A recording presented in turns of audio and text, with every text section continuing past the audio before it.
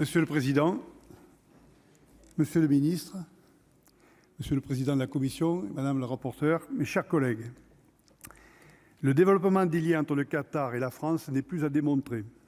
Depuis longtemps, nos deux pays échangent dans de nombreux secteurs. Notre collègue rapporteur l'a très bien exposé. Dans le contexte actuel de la crise avec la Russie, j'insisterai tout d'abord sur la nécessité de densifier encore davantage nos échanges dans le domaine de l'énergie. À cet égard, je me réjouis de la sélection par le gouvernement qatari de Total Energy comme premier partenaire de projet NFE, une décision qui permettra d'augmenter la capacité d'export du GNL bas carbone vers l'Europe. Comme l'a précédemment souligné le commissaire européen marché intérieur Thierry Breton, un grand projet de gazoduc euro-arabe tracerait les perspectives de moyen et long terme en matière de sécurité des approvisionnements. Cette filière constitue aujourd'hui une réponse certes partielle au défi du changement climatique et de la transition énergétique à laquelle nous devons répondre et devrait atténuer la tentation de réouverture des centrales à charbon constatées ici et là. S'agissant des questions de sécurité et de défense, qui focalisent déjà une grande partie des échanges entre Doha et Paris, elles doivent bien entendu être approfondies.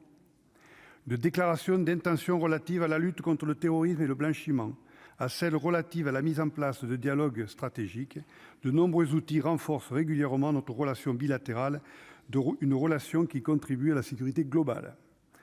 Pour le RDSE, c'est une bonne chose compte tenu de la situation sécuritaire du Proche et Moyen-Orient. Je n'oublie pas l'appui fourni par le Qatar à la force conjointe du G5 Sahel ou encore son implication dans l'opération Apagan dans le cadre de la crise afghane. Un cadre de confiance et de coopération militaire s'est ainsi durablement installé entre la France et le Qatar. Depuis, cela implique d'ailleurs plus que nos forces. J'en viens ici à nos projets de loi sur le statut des forces.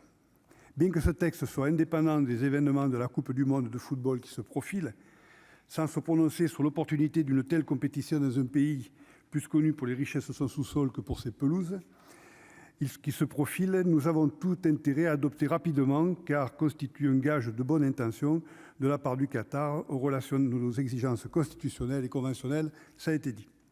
Pour autant, nous savons pourquoi ce texte est sorti de la procédure d'examen simplifié. En mai 2020, l'exécution d'un ressortissant népalais condamné à mort par la justice qatari inquiète légitimement, qu'est devenu le moratoire sur les exécutions de mise en place depuis 2003. Comme vous le savez, Monsieur le Ministre, dans la droite ligne de votre prédécesseur Jean-Yves Le Drian, le développement de nos relations avec le Qatar ne doit pas empêcher la tenue d'un dialogue positif, lucide et exigeant, d'autant que la fermeté peut porter ses fruits. On a pu le constater concernant le droit du travail. La pression portée sur Doha par de nombreux pays occidentaux, dont le nôtre, a permis d'améliorer une situation dramatique et scandaleuse dans le secteur du bâtiment. Certes, tout n'est pas à la hauteur de nos attentes, mais de tels accords, comme celui dont il est question aujourd'hui, contribuent à converger vers un minimum de standards.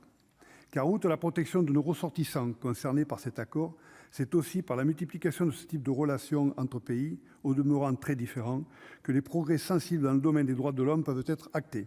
C'est pourquoi mon groupe approuvera ce projet de loi. Je vous remercie. Merci, chers collègues.